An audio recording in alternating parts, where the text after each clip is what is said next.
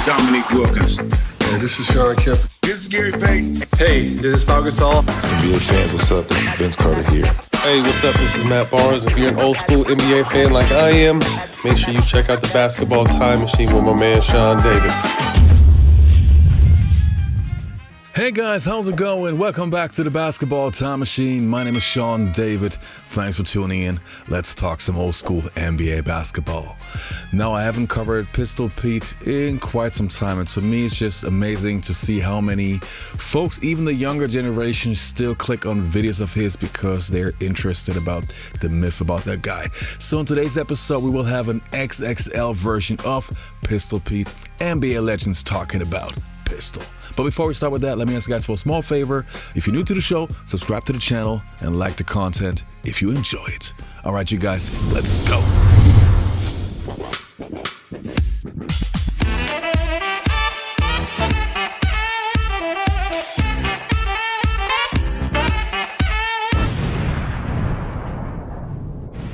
Pete was Magic Johnson, Nate Archibald. He was that combination. That's a hell of a combo. He was something special. How tall was he? 6'3"? 6'3", 6'4", but his handle was like. Immaculate. Did you play with Jay Will? Yeah, white chocolate. Yeah. Chocolate had some Pete in it, and I always told him. To average 44 points on any level, like average 44 points, it's almost beyond belief. My name is Jamal Crawford. I played 20 years as a point guard. The preparation mentally to lock in and say, you know, I'm gonna get 55 tonight, or I'm gonna get 37 tonight, or whatever it is, to average 44 points when everybody knows you're trying to do it, it's a bad man.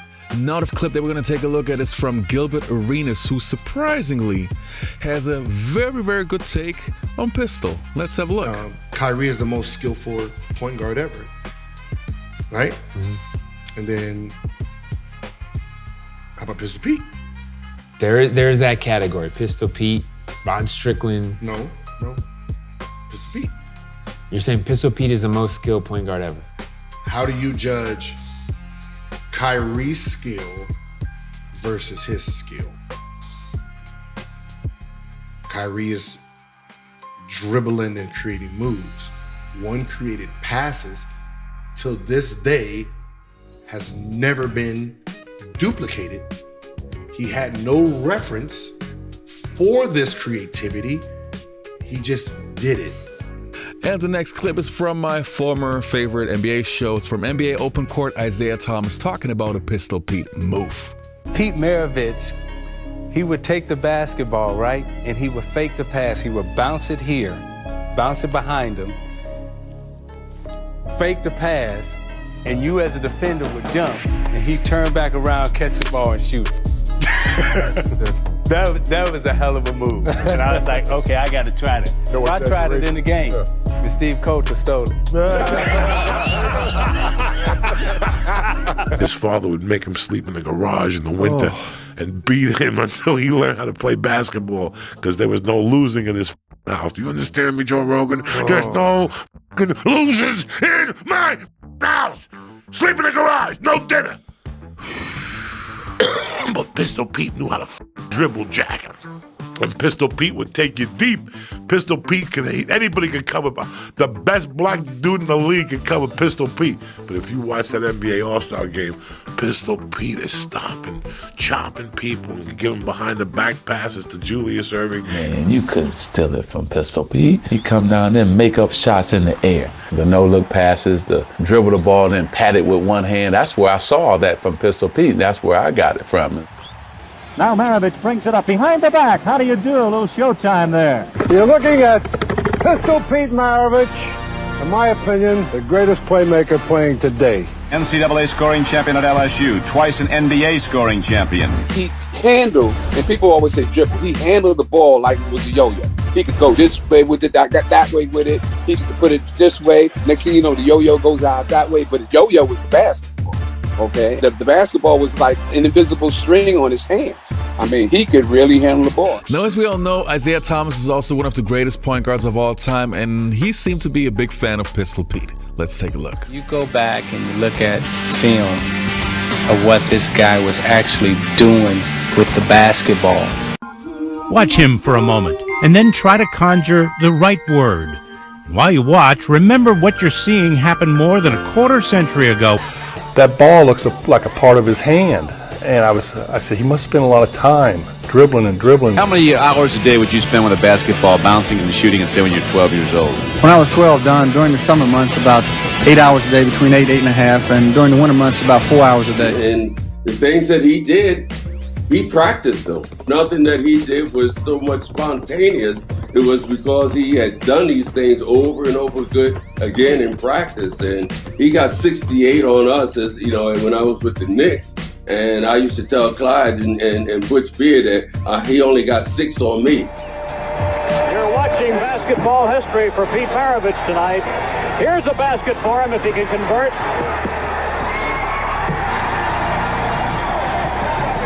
68 for Maravich, and a steal. Look at him fight for this ball.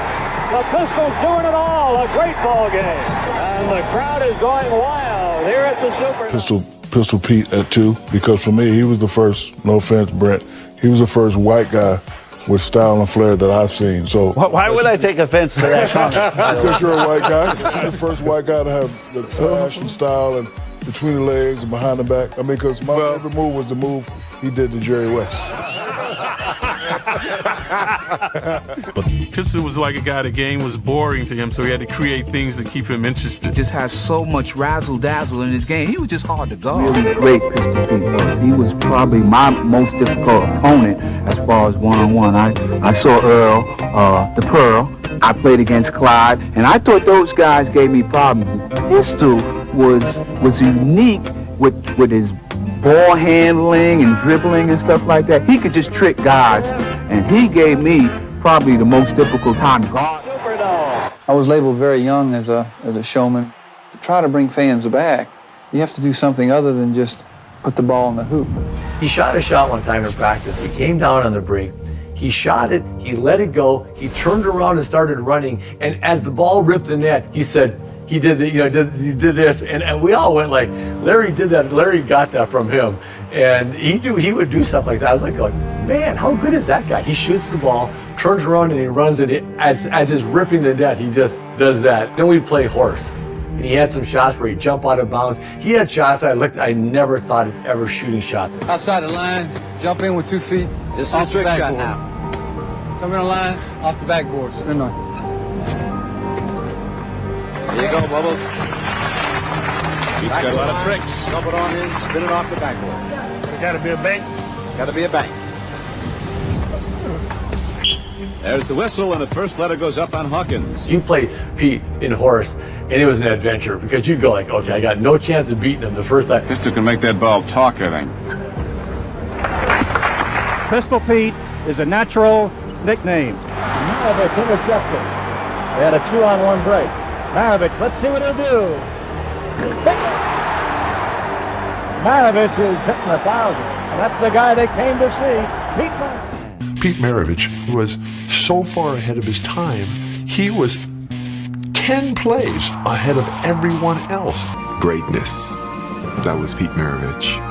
Did he just do what I think he did? Having the kind of career he had in college and bringing that same game and style in the pros, really make people, or I would say the people that didn't really get a chance to see him, really miss something. We lost him too early, because I think his accomplishment to the game of basketball, man, and how he played it and how he loved it and how he can do things with that basketball that most couldn't. Okay. Leonard, Gervin. We gonna remember it for a long time, man. 25-footer Magic Man, he hits. The 6 games that we played against each other in college, I think Pete averaged over 50 points a game, but we won all 6 games. Pete took losing pretty bad. I think that's why, even though he was scoring a lot of points, I think Pete would have been happier, if he'd scored less and we'd won some of the ball games that we lost. Pete Maravich falls somewhere between the Globetrotters and the And One Tour in basketball history in terms of what he could do with a basketball. How far ahead of his time was he as a ball handler and a passer? Tremendous. He had all the tricks, basically. He could play in any era. He would dribble between his legs, behind his back, throw great passes, had great shooting range. And he was a great scorer. He had 68 points in one game, averaged 31 points one season when he led the NBA in scoring. So he could play in any era, the era before, during, or even today. But he was sort of snake-bit. If you look back at his career, he had a lot of bad luck. Number one, he had knee issues after, say, his 7th year. And this was before modern technology could help him. And his teams were pretty much mismanaged. And then his last year, he played for the Boston Celtics. To average 44 points on any level, like average 44 points, it's almost beyond belief. My name is Jamal Crawford. I played 20 years as a point guard. The preparation mentally to lock in and say, you know, I'm gonna get 55 tonight, or I'm gonna get 37 tonight, or whatever it is, to average 44 points when everybody knows you're trying to do it, it's a bad man. Boy, could he play basketball, and could he entertain you? You know, the no-look passes, the dribble the ball and then pat it with one hand. That's where I saw that from Pistol Pete. That's where I got it from. It was like the ball was an extension of him. He could shoot it from deep. He could take it in. He could wrap it around. I mean, he was doing stuff that you never saw. And, you know, and you never see a white boy doing that on top of that. This is a white boy I'm talking about. This ain't a brother, but he must have had some brother in him because he was a dazzler. Little guys here, they probably never saw Pistol Pete play. I hope they look on YouTube. Tell them who Pistol Pete was. Woo! You know, in college, Pistol and I fought for the scoring leader in the country. And all 3 years I was second to Pistol. And I used to make excuses. The only reason Pistol scored more than me is because his dad coached him and so on and so forth. Until I got to play against him. And that was a lot of baloney. He was, goodness gracious. It's hard to describe somebody that was about 6'6", 6'7", handle the ball as well or better than myself. He just didn't shoot the basketball. He was a pure shooter. Yeah. He would pass the ball through the eye of a needle. I got a chance to play with him for the first time in the high school All-American game in Memphis. And it's tough, you trying to play your game and you're watching him. Yeah. You know, you're in the backcourt with him. We were starting guards for the All-American team. And I got to be great friends with him from that point on. I can remember when Pete got traded from Atlanta, where he started his career, over to New Orleans when the team went down there in his expansion team. And they had never won a game. They were 0-14, and they were the worst team in the league. And Otto Moore was the center. They couldn't do anything, but Pete was just lighting them up. And the Portland Trailblazers, we go in there. We had a team, and it was not the championship team, but we had a good enough team. And we were pounding them early, way up at halftime. And Pete in the second half just takes over, and he goes absolutely wild. He's playing 1 against 5, and he's up and down the court shooting jumpers, hooks, full court behind the back passes through guys' legs. He's just everything. And at the very last play of the game, we're up 1, and Pete dribbles up. 4 of our guys go chase him because they know he's not going to pass it, and he's falling out of bounds, and he shoots it as he's tumbling over the row of fans in the corner. Literally. And I am standing underneath the basket waiting for the last rebound of the game. We're going to win the game, and they're not going to win a game ever, the New Orleans Jazz. And the ball swishes perfectly through the net. He's unbelievable. He reminds me a lot, if you can compare him to anybody, to Steve Nash today, although Pete was much bigger. Pete's 6'5", and much more athletic in terms of the jumping ability until he tore his knee up. I mean, that really changed everything. So there was nobody in front of him to copy. He just created, and it still hasn't been done. Some of the passes we've seen him do, shoulder passes, it actually hasn't been duplicated. So if you think that the game has evolved and no one's done what he's done with passing and vision, you have to say his skill level in passing. Even Magic Johnson didn't do the passes he's done. You have to say that skill was a very high skill. So how do you judge that passing and vision skill to this vision and dribbling skill? It's that's crazy to think that there was nobody in front of them, and this just all came from their imagination. Yeah, him. Right. But that's why it's him. That's why when someone says skill, like he is the reference to White chocolate. a challenging skill. No, White Chocolate has Pistol Pete. Right, but I'm saying, think of what he did. We didn't really see that until White Chocolate did it, and he could throw an elbow pass. But that was still mediocre. Yeah. And we're talking about a time where dribbling was not evolved to palming here. There was no crossover. So like if we take like all the moves now, Kyrie's moves, everything he does, and put them back in that time, 90% of what's being done is illegal. So the evolution, the changing of the rules gives this skill set. And he's maximized this skill set. He's changing the rules everywhere he goes. But you're talking about a guy that, so it's like if someone says who is the most skillful person who's the most skillful guard, it's either right now Kyrie or Pistol Pete. I think one of the toughest sells in America was to sell basketball in Louisiana. It wasn't until Pete showed up on campus and started playing that word spread like wildfire that here was a bona fide superstar. As soon as he touched the ball, people went to the edge of their seat. He was scared to take your eye off of him because something might happen. It was as if you had melted down all 12 Harlem Globetrotters and then filled up this skinny 6'6" white frame with everything they had. It looked like Ichabod Crane out there with a mop on his head or something. He didn't wear those gray floppy socks by accident. He knew that people would see him. He knew that he was selling the game. I loved him at LSU. Socks flopping, he had flavor. I'm like, wait a minute, where this guy grew up? He had that something. You were never quite sure what he was going to do with the ball in the open court because he had 1,000 moves to either shoot it or pass it. Number 23. A lot of amazing things with the basketball.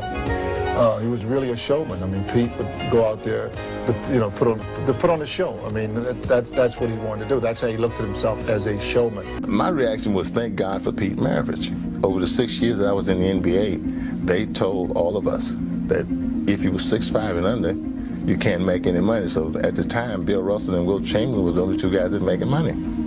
When Pete came in, he changed the whole pay structure. He could handle the ball, he could shoot the ball in different angles. I mean, he could flip the ball with his left hand over here and it hit the board and shoot right in the basket. I mean, he was uncanny. He was sort of creating not only great basketball, but great theater as well. Only 2 players have led the NCAA in scoring for 3 consecutive years, and that's Oscar Robertson and Pete Maravich.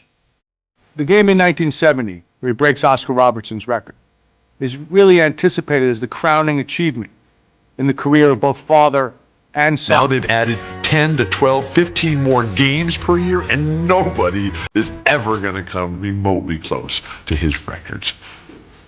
What a touch. 44 points per game. To give you an idea of how good that is, second place is Austin Carr, Notre Dame, at 34.6. Maravich just blew away the field. And the next reason that I have on my list is Pete's passing ability. Now, Pistol Pete was a score-first player, no doubt about that. But he was blessed with a so-called passing gift. He had sensational court vision and would throw some of the most beautiful passes that I've ever seen in my entire life. Precise, accurate, just beautiful. At that time, there were hardly any players who would average more than 25 points per game plus 5 assists. Again, making him even more unstoppable, scoring mindset with a deadly pass. The wrist passes, the fake behind the back, the way he would fake passes that the entire world would react to, and then he'd pull it back and stroke the shot. You take that ball and you go right here and you go, and the ball goes on the other side. And the next reason that I have on my list is Pistol Pete's work ethic. There are not many players in NBA history that had the work ethic of Pistol Pete. In case you didn't know, when he was a kid, he would get up at 5 a.m. in the morning, do his workout before school, come back after school, and train for the rest of the day. He was a loner, which is why he dedicated his entire time to basketball. This is what made him outwork anybody. He also came up with so many drills that are used even in today's NBA. If he was still alive, he would show many of the young guys in the NBA what true work ethic is. Now, would you advise young players out there to do those things? A kid needs speed, quickness, and ability to have coordination, and through these drills that I do particularly, it really helped my game. And the next reason that I have on my list is Pete Maravich's creativity. You would think that 40 years after Pistol Pete's last NBA game, you would find NBA players that were able to copy all of his moves. But no. He came up with so many special moves that some of them you see in today's NBA and some of them you haven't seen since his retirement. He was a creative genius, again, which was a result of him spending hours and hours in the gym all by himself. That's why when you see players like Jason Williams, aka White Chocolate, when they came along, you would say they were the reincarnation of Pistol Pete or the new Pistol Pete, because Pistol Pete was the beginning. You know, as I said in the beginning of the video, to me it's super interesting. I actually enjoy and it makes me happy to see that the younger generation is interested in Pistol Pete. And I not only think that he's one of the greatest players of all time, I think his work ethic, yes, we have to forget about his father pushing him too hard and stuff, but to have somebody who works that hard on his craft, I think it's just incredible, and I have so much appreciation for him. And just to know that guys like Magic Johnson stole moves from this guy because he was so creative, it's just incredible. And I would have loved to see a lot more about Pistol, but unfortunately, even now on YouTube, it's so hard to find new clips. You always find the same 20 clips. The guy has done so much more. Yeah, we will never know. Anyway, you guys, I hope you enjoyed the content. Leave a like, subscribe to the channel, and hopefully see you next time on the Basketball Time Machine.